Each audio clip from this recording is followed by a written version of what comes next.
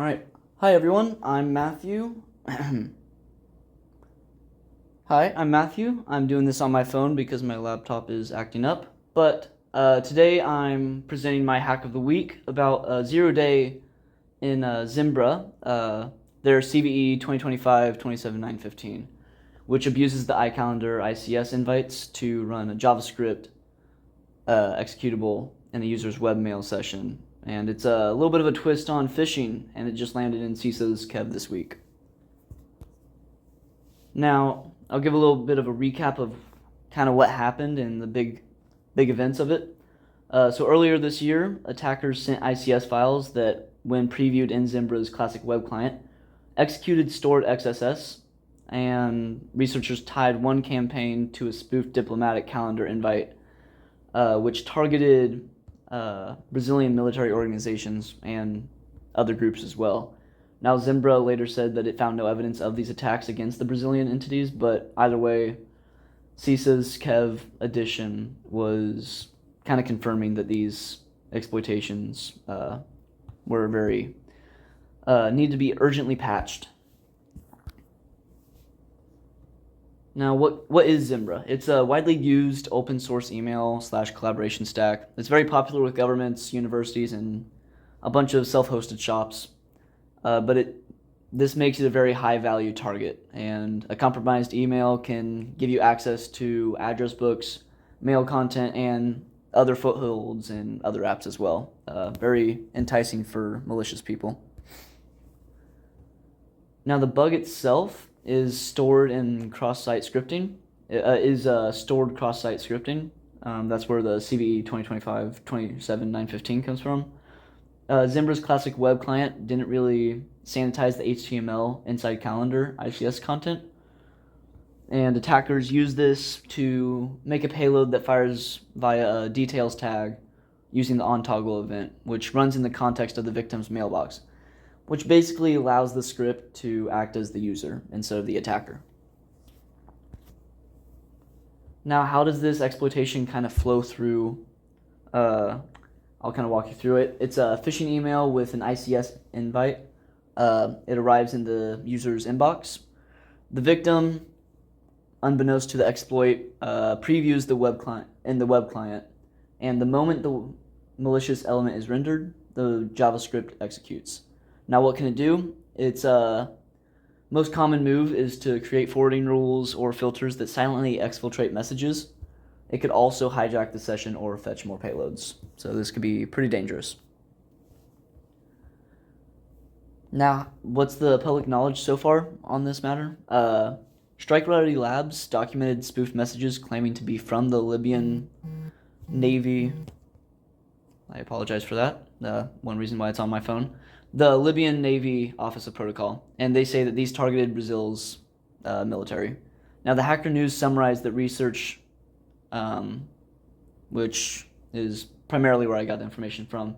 And Zimbra has publicly stated that it has no evidence of these exploitations against the Brazilian entities. But regardless of that, the technique and vulnerability are real, and the defenders should treat ICS as potentially dangerous content. Now, there is some good news already. Zimbra has fixed this back in January 27th, 2025 in the 9.0.0 patch 44. Also made more fixes in the 10.0.13 and the 10.1.5. But as we've seen a million times with these kinds of exploits and phishing attacks, these fixes don't really help if you're not going to be upgraded to the latest version that patches these exploits. The NVD and Zimbra advisories document the issue and give access to these remediation versions, but majority of people have not upgraded. And the reason this resurfaced now is because CISA added the CVE 2025-27915 to the Kev on October 7th, 2025, which was this week, meaning there's credible evidence of exploitation and federal agencies that kind of have to remediate this on a deadline now. And for everyone else, the Kev is a very strong signal to patch this pretty immediately. Now, next I'll be kind of diving into how to detect and triage this. A couple different ways would be to audit mail filters and forwarding for unexpected rules. These are very commonly abused for stealth exfils. You can also hunt in web and mailbox logs for ICS render events and suspicious HTML, especially the details on toggle. You can also look for session anomalies and unexpected API paths related to calendar previews. And if any users are seeing odd auto forwarding or calendar invites they didn't expect, that's a key indicator as well. Next, we can talk about some of the mitigation steps if you can't patch as in your current system. Temporarily disabling the classic web client can prevent most of these attacks. You can also strip and quarantine ICS at the gateway, or you can also sandbox them. Now, you can also enforce stronger content security policies to kind of nip this in the bud instead of allowing it to possibly get through.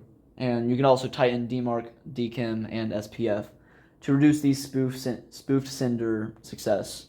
And SC Media specifically calls out disabling classic UI until fully updated. Then, after these mitigation steps, it's advised to patch to the 9.0.0 P44 or the other versions as well.